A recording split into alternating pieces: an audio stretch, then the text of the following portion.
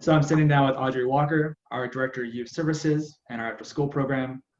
Audrey, DCPS just announced that schools are going to be virtual through the fall. So our kids will be doing virtual learning at least until November. This is a big deal. Can you tell us what kids are going to be missing out on by not getting in-person education? Yes. So if our students are not in person and have not been in person since March, they've been missing out on targeted instruction in math, reading, and science. They were able to engage virtually, but not 100% of the DCPS students. They also are missing out on nutritious meals, social emotional development, physical activity, and having a safe place to come to Monday through Friday outside of their household. So what do you think are going to be some of the barriers that kids will have accessing virtual learning at home? Yeah, one of the main barriers is internet and computer access. DCPS tried to make sure that students had what they needed, but as we know, everyone did not have access to internet and computers. Hopefully in the new school year, everyone will have what they need to engage virtually. And I also think there are some barriers in terms of having a safe and productive work environment and school environment. If students are not focused or able to focus in the environment where they live at, how are they able to actually obtain the concepts that are being taught virtually? Also, we do have students that have special needs. So how are their needs going to be met? What is Jubilee doing in response to that? We have an after-school program. How are we adapting it? Yeah, so traditionally our after-school program runs during the school year, Monday through Friday, 3 to 7 p.m. Because we know that our students and our families will need support with accessing virtual learning, we have converted our learning center to a 9 to 3 p.m. model, Monday through Friday, but we will have students coming in, rotating on a cohort on a rotating basis. And while they are in our program, they will have internet access, they will have computers, headphones, a safe place, a healthy meal.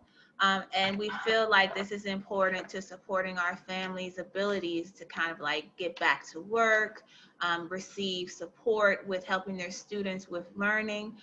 So we're really excited about the opportunity to provide this service to our community. As a former educator, do you have any advice for them on how they can support their kids with virtual learning this year? Yes. I've had a chance to partner with Andrea Thorpe, and her website is AfricanAmericanHomeschoolsMoms.com. That's AfricanAmericanHomeschoolsMom.com. And she's going to actually do a training with our families in early September around strategies to help support virtual learning. But she provided me with some key strategies that I would love to share right now. The first is to get to know your child's learning style.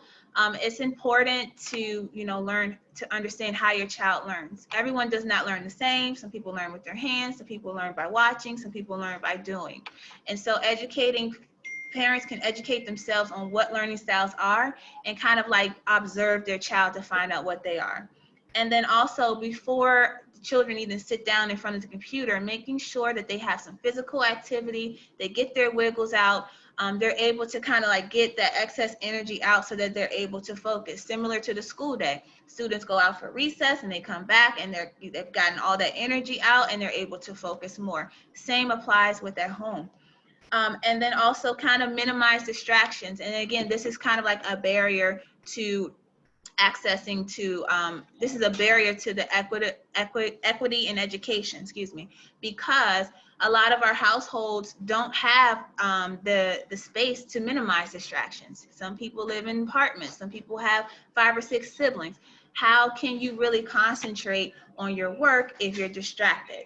And so minimizing distractions in the household is going to be key because students are going to have to focus and hone in. So those are just 3 kind of like strategies that I have right now. That's good. That's really helpful.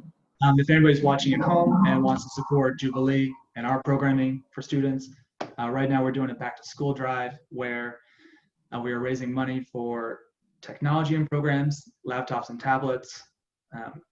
supplies for students who are going back to school and will need a variety of things to do virtual learning. And then just supplies for the programs themselves, pens, paper, pencils, cleaning supplies, all the stuff that they will need to support students. So if you want to donate, you can go to jubileehousing.org/school store. That's jubileehousing.org/school store. Audrey, thank you for your time. Thank you so much. I love talking with you. Thank you, Greg. I appreciate this.